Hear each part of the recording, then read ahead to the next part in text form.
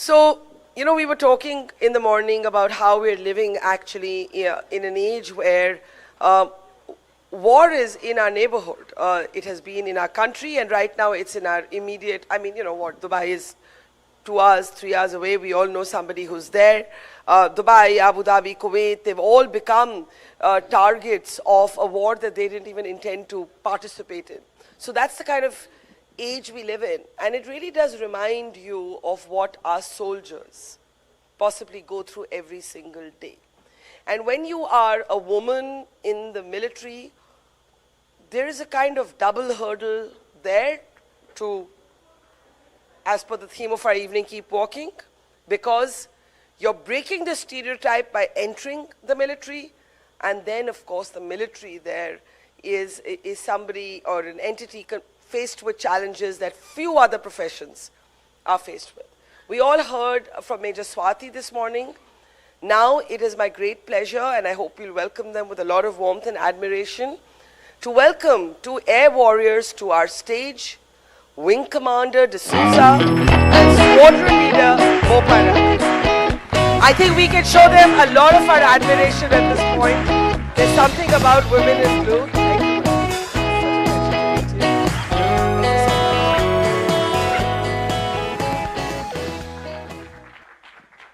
Please.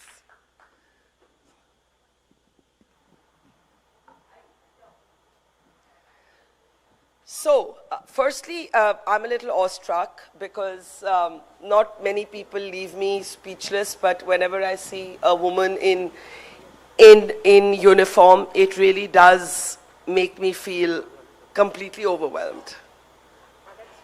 Let me come there and maybe sit between you both. Yeah. Okay. So, I'm going to start by asking you, when did you know that you wanted to be an Air Force officer? Okay. Yeah. I'm Wing Commander Preet D'Souza.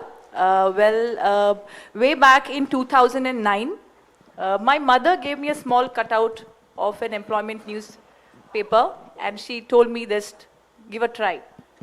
So that's how it started. And subsequently, there was no looking back. And I come from a civilian background. And the training was rigorous.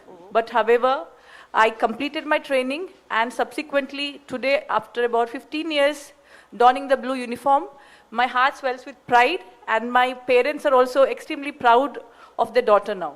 So, and we're all very proud of you. I can go back to my chair now that you have a working mic. You can see that you women fly cutting edge planes and aircrafts, but here we are struggling to get our mics working, but thankfully they're working now. You said that you're from a civilian background, right? Yes. Could you tell us, growing up, what did you see or what influenced you that you said, okay, I want to do this? I must say that now recollecting, I have my elder brother, and he was a bit of a taskmaster. So when we were kids, they used to make us do some, tables or any homework, and then he would ask me to do some sit-ups or push-ups. Yeah, and I couldn't do. I was not very good with physicals, and he would tell me 1 minute 10 or again +5. So that's how it just got the ball rolling. Yeah. And subsequently, I used to look at the skies, and then there is one civil route which flies over my house also, and the blue skies were very inviting. So after that, my mother pushed me forward, and subsequently there was no looking back. Wow. I mean, we're calling this reaching for the skies, but I think you took that literally. You just looked up at the sky and said, I want to be there. Yeah, that's nice. So your mother encouraged you. There was no resistance in the family? My mother encouraged me. There was a little bit of resistance. Although I come from a very, a motivated family, they give a lot of importance to education, but I was not good at physicals. So, but my brothers were. I was not good, and I thought that probably I won't be able to. I used to cry during the training days. My father used to tell, you can come back. You can come back. Like you generally have that, you have to pay up certain money. Yeah, if you leave the training. But then subsequently, my father had a bit of resistance, but then he gave in. And once he saw the academy, he fell in love with it. And when they came to leave me, they said, no, you're going to be here. So then after that, it gave me the motivation to stay in the forces. And now every time they see the aircraft or they see me in the uniform, they're extremely proud. So there is no resistance after that. Fabulous. Now, Squadron Leader Boparai, I think I want to tell the audience that you were the first woman pilot in the Air Force to actually fly the C-17. And I think we have those photographs. If we can please bring the photographs up. You've been part of several evacuations, including during Operation Kaveri.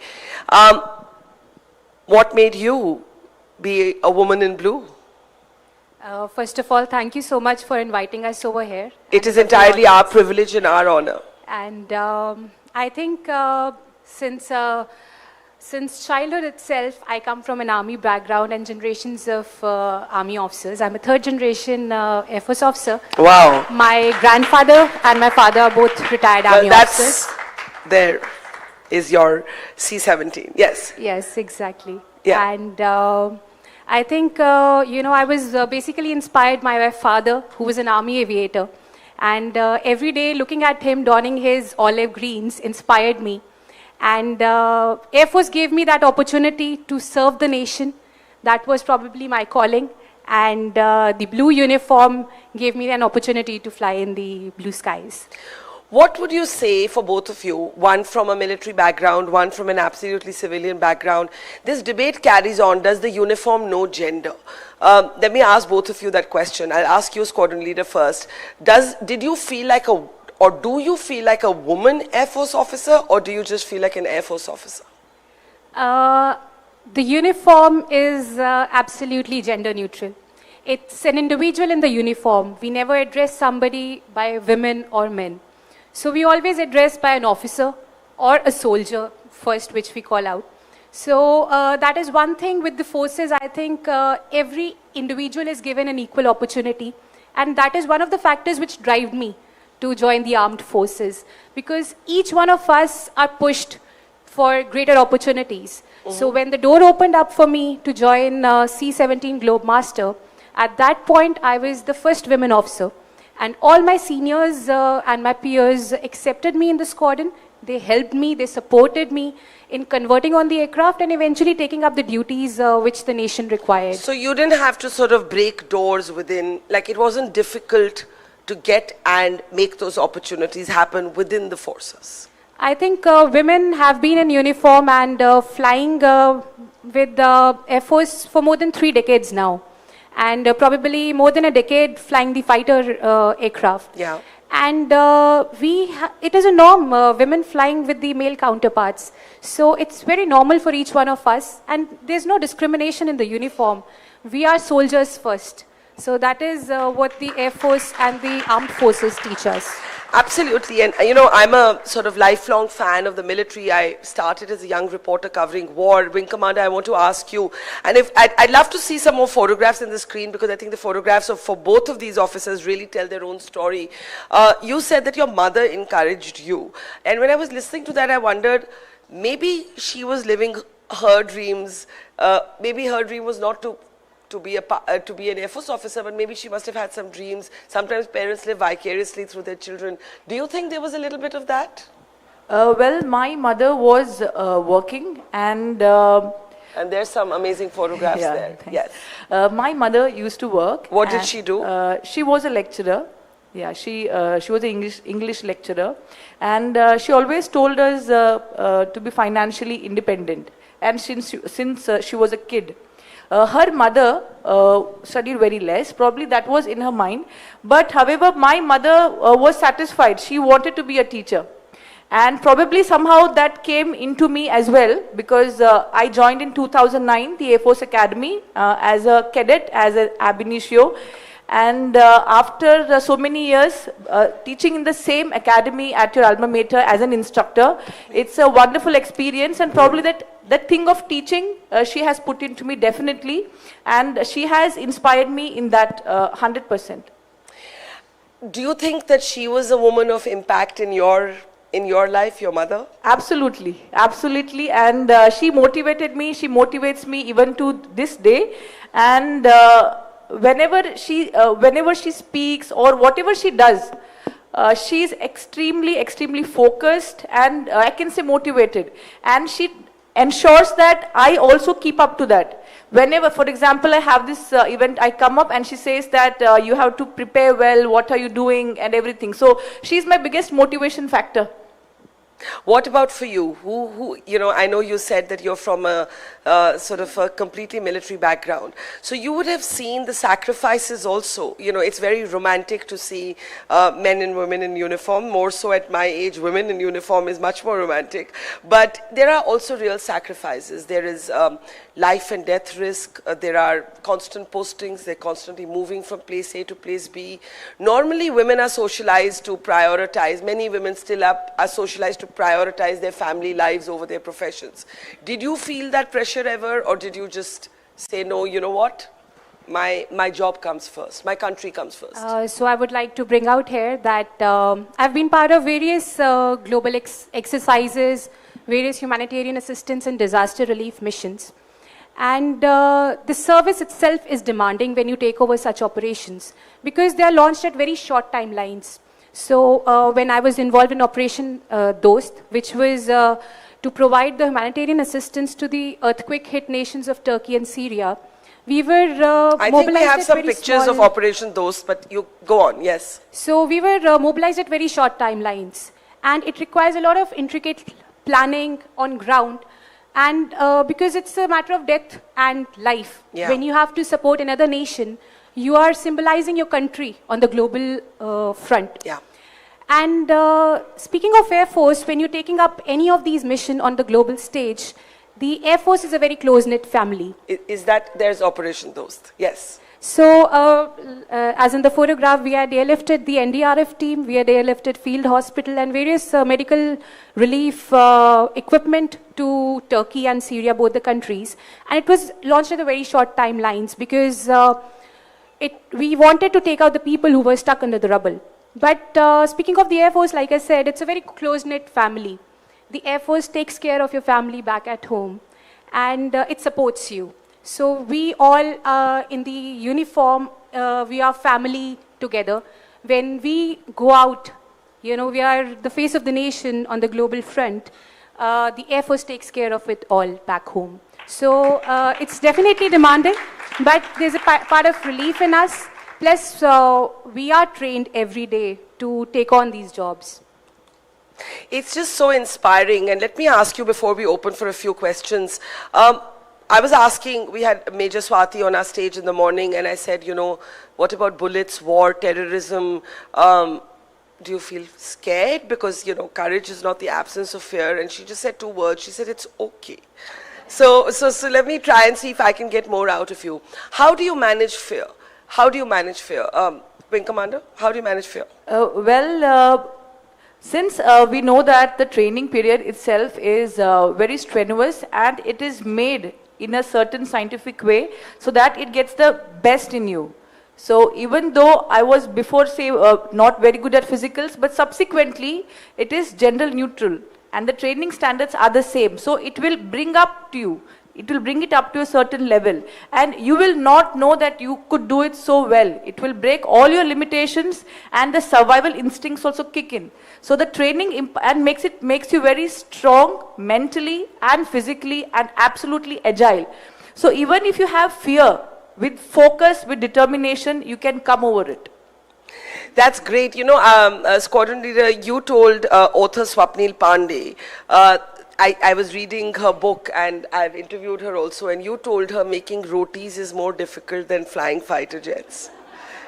Did you mean that literally or like metaphorically?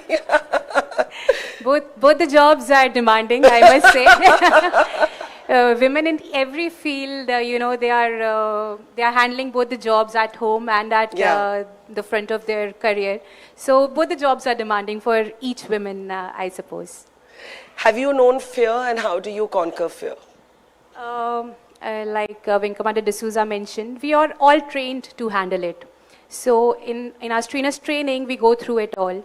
But during Operation Kaveri, wherein I evacuated Indian nationals from the war-torn country of Sudan, it was, scenarios like these are challenging for us because you are landing in an uncertain environment. You do not know what the environment holds there. Yeah. There's blackout of communication, there are real man-pads, or there's a small arms fire. So there's a lot of things on ground, a lot of planning which goes into it. But when we evacuate the nationals, that is when that was one such instance when I noticed when people leave behind everything they have earned, and they have even left the hope to survive, and we bring them back to our own homeland. So it's very gratifying and rewarding in that nature when you see people happy, a ray of hope in their lives when you bring them back home. So that's one thing which keeps you motivated always, and probably our training is always there, which helps us to fly these missions. So I want to ask both of you, two young girls who look at both of you and say, if they could do it, so can we. But they have some hesitation. What would you say to them? Wing Commander? To young boys and girls, always dream big. Never let anybody say that you can't do it. If they tell it, you set the bar high and go for it. So the limitation is in your mind. You have to come over it, and the sky is not the limit. It's just the start. The sky is not the limit, it is just the start. What's next for you then, if it's not the sky? After the sky, there's space. Would you want to do that? Why not, if you get a chance, yes. Wow. And what would you say to young aspirants for the Air Force or the military? With the lovely young audience here, I would like to say them, the military gives you an opportunity to explore the uncharted waters, and it pushes you beyond your own capabilities, which you do not realize at first. So this is a world of opportunities, and believe in yourself when you want to achieve something. Consistent hard work will take you wherever you want to do, whatever you want to do, be it any field. Just one step, thinking about it, takes you one step closer to your own dreams. So dream big and work towards it, and things will fall into place. Let's open up for questions. Yes, ma'am, I'm going to ask you to take the mic. Yes. If that doesn't work, I'll give you mine.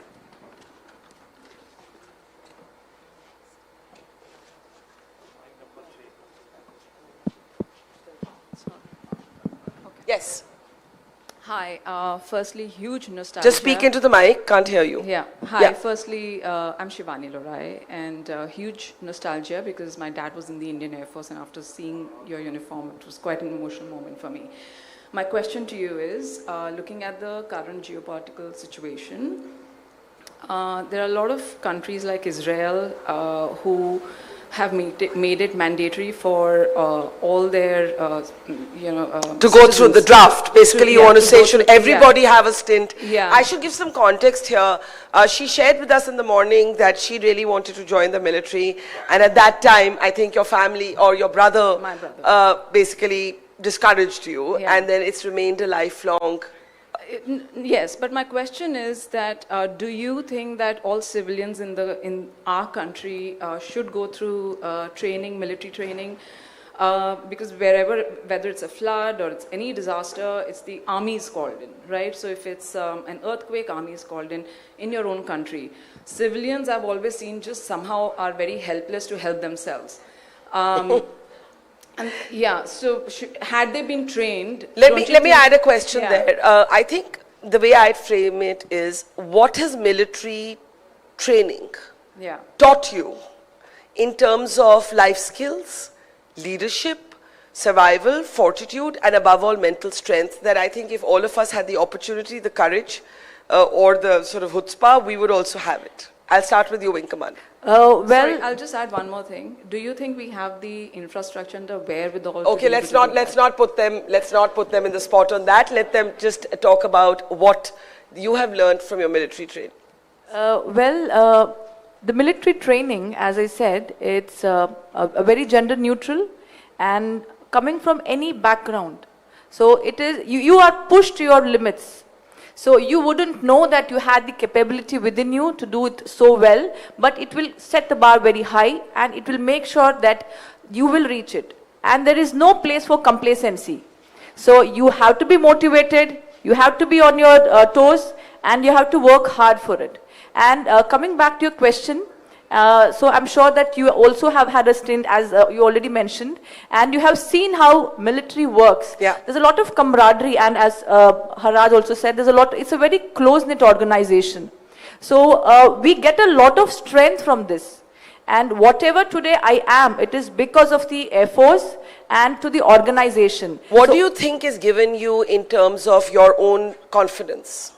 It has given all my confidence, whatever I am today. And it is only because of the Indian Air Force, because the training is such that it has opened all the neurological, connections. Yeah. Yeah, it has made a billion neurological connections, which I wouldn't know. And the military training is such that it is a certain scientific training in which everybody is made to test waters. So you know that we, as we already know, as military aviators, the biggest test to our training is war. So we are trained to fight. We are trained to fight, and the continuous and the final motive, the aim is that you have to fight war. We are trained towards it.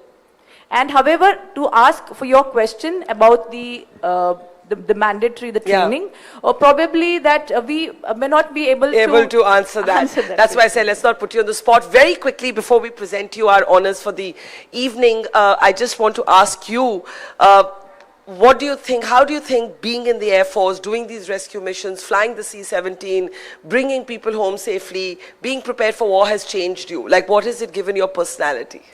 It definitely has given me a lot of exposure on the global front. It has put me in certain spots where I've realized, you know, how people go through different scenarios in their own life while we evacuate the Indian nationals in certain scenarios.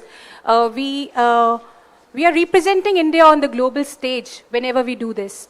And it eventually lies on our shoulders. It's a lot of responsibility. And we are all trained for this every day. So whenever we are taking these missions, it is a lot of precision which goes into this, and we are always up for it. So be anything. So we are always up for it, be it anything. That is the perfect note. If I may request both the officers to stand up. As we honor them this evening, I want to bring up on stage our next woman of impact. She is from the film industry, a big star, but if you follow her on Instagram, you may have seen recently that she went to the Assam Regimental Center, and she basically reconnected with her mother's NCC medals and interacted with the military people there, and it was a very emotional moment for her. So to present the honors to Wing Commander D'Souza and Squadron Leader Boparai, please put your hands together for the amazing, wonderful Bhumi Pednekar. Come on, let's show her some love.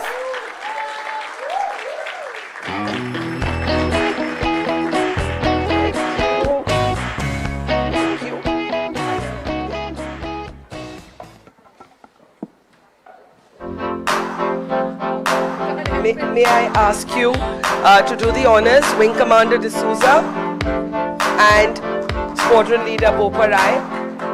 And I'm going to ask all of you to say a few words.